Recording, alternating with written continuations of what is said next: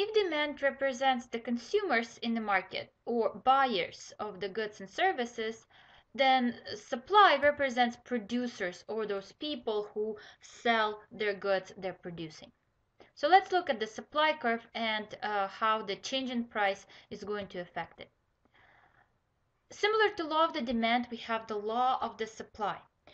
But it works in the opposite way. It says that the quantity of goods supplied rises when the price of the goods rise, other things being equal. What does it mean? It means that sellers are positively reacting to the change in price, meaning at the higher prices, more sellers are willing to sell their goods. So for that reason, supply curve is going to be represented as an upward sloping function. So this function maps the quantities to the prices. So it shows how much sellers want to sell at different prices. So it's a function that tells us how the prices and quantities supplied are related to each other. And law of the supply tells us that at the higher prices, more people would want to supply the good. A simple example to illustrate this. Think about your class. Imagine that we're all sitting in the same classroom right now. So if I asked you how many would be willing to tutor for about $10 an hour. So you'll know something about economics now, so I'm offering you this job. How many would you want to tutor other students, principles of economics, if you were paid $10 an hour? Some of you would be willing to do that. If you're making less at the current job, you probably would want to do that. Well, some of you won't. Some of you may be making already more than $10 an hour. Or somebody thinks that they're too busy to actually take up this job. But what if I offer you a deal where I would pay you $50 an hour to tutor people for principles of economics? Most of us would like to do that. When you're getting paid $50 an hour, you're willing to supply more of your services. So you would be offering more for sale, right? So you're offering your help. That's the service you're selling at the market for tutoring of principle of Introduction to Economics course.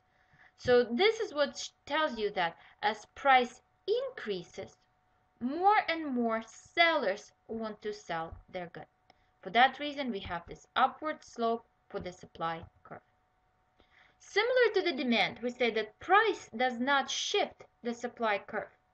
Price changes quantity supplied. So once again, quantity supplied is just a point on this curve. The supply is the whole curve itself.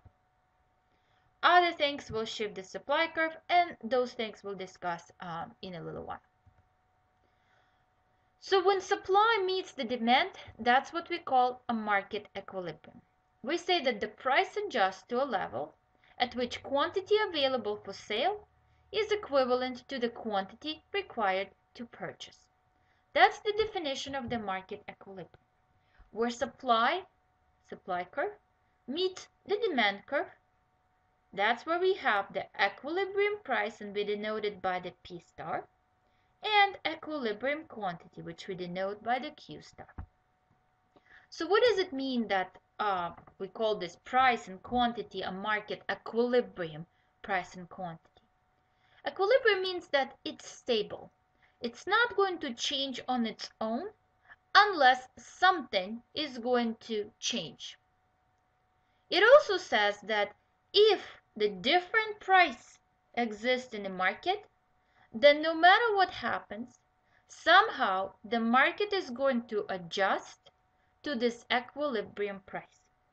So if the price was higher than this P star or lower than this P star, this invisible hand will change it up until the point, will be changing it, either bringing it up or bringing it down until it reaches this level where price is equal to equilibrium price and quantity demanded equals to quantity supplied. Let's see why that's happening. Let's imagine if our price, for whatever reason, is above the equilibrium price. So we have a graph that shows the demand curve. It also shows the supply curve. And we're going to assume that there's a price above this point where supply meets the demand. At this price, we can determine the quantity demanded. So we look at the intersection of the price and the demand curve. Draw the vertical line all the way down to the quantity. That's going to be your quantity demanded.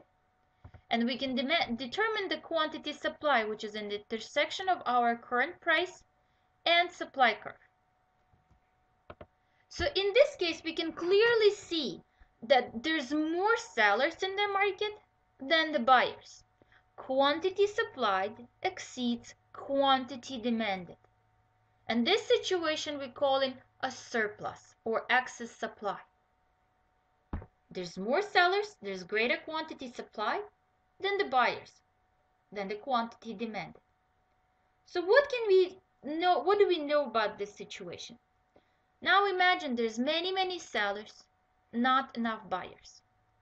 How do you make sure that everything you produced is actually going to be sold? What do you need to do? Eventually, you're going to start lowering the price. So this price is too high. That's why we have too many people who want to tutor for introduction of economics and not enough people who demand that service. So some of you may say, you know what? I don't need $50 an hour. That's too much. It would be nice to have it, but at this price, nobody wants my services.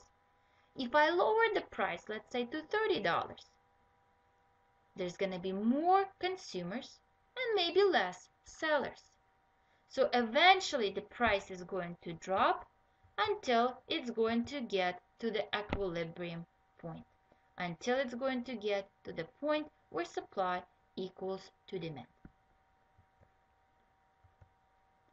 What if the price is below the equilibrium? So this actually is supposed to say, what if the price is below the equilibrium? So let's represent that price as PL, so lower than the equilibrium. In this case, based on our demand curve, we can determine quantity demanded. Based on the supply curve, they're not marked here, but I know that my positively sloped curve is my supply and negatively sloped is my demand curve. So based on my supply curve, I can determine quantity supplied. So here we can see that the demand and quantities demanded and quantity supplied are reversed. We have more buyers than sellers. This is what we call shortage, when quantity demanded is greater than quantity supplied. What's going to happen in this situation? So now we have many buyers, not enough sellers. Imagine that you're trying to sell your house, and all of a sudden you have 10 people who want to purchase that house at the price that you are offering. What does it tell you? It tells you that you're not selling your house at the high enough price. So what would you do? You can increase the price, which will make some of the buyers go away. But here we're getting closer to the quantity supplied and quantity demanded equal to each other.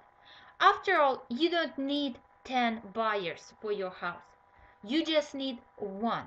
So what you're going to do, you're going to raise the price until you have one buyer that's willing to purchase it. And in that point, you're going to get to the equilibrium price.